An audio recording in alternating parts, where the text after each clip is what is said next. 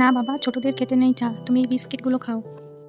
ঠিক বলেছেন কাকিমা, আমিও চা খাই না, আমি এই বিস্কিটগুলোই খাবো। দাদু কোথায় গেল? দাদুর জন্য চা আছে তো? মা, একটু গল্প বলো না তাহলে। হ্যাঁ হ্যাঁ, গল্প। গল্প? আচ্ছা শোনো তাহলে একটা গল্প বলি। একটি জাম গাছে দুটি পাখি বাসা বেঁধে থাকতো। সেই জঙ্গলে একটি অহংকারী বুনো হাতিও বাস করত।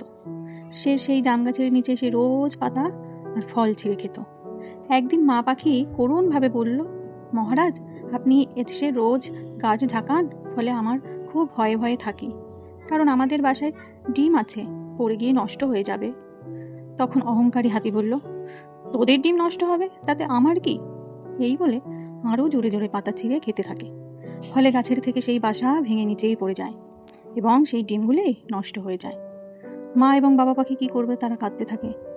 তারা অসহায় হয়ে বনের অন্যান্য বন্ধুদের কাছে সাহায্য চেতে চায়।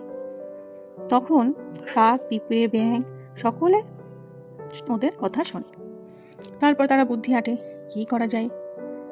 এরপরে তার অনেক বুদ্ধি করে সেই হাতির কাছে গেল। গিয়ে দেখে হাতি ঘুমোচ্ছে। তখন পিঁপড়ে টুক করে কানের মধ্যে ঢুকে উপুস করে কামড়াতে থাকে। আর কাক কি করে, হাতির মাথায় ঠোকাতে থাকে, চোখে ঠোকাতে থাকে। ফলে কি হয়, তার মাথা তো ভো ভো করে, আর চোখ এমনভাবে ঠোকায় যে হাতিও অন্ধ হয়ে যায়, দেখতে পায় না। সে দৌড়াতে দৌড়াতে জলের খোঁজ করে, কারণ সে ভীষণ ভয় পেয়ে যায়। জল খাওয়ার জন্য সে দৌড়াতে থাকে। তখন কি করে, সেই ব্যাঙ যেদিকে একটা বিরাট খাদ ছিল সেখানে গিয়ে ডাকতে থাকে। হাতি ভাবে ব্যাঙ যেদিকে ডাকছে ওই দিকেই মনে হয় জল। হাতিও কিছু না ভেবে সেই দিকে দৌড়ায়, আর কি হয়, ওই খাদে পড়ে মারা যায়। তাহলে এর থেকে কি শিখলে? সতর্কতা আর সাহস শক্তির চেয়েও কিন্তু প্রভাবশালী।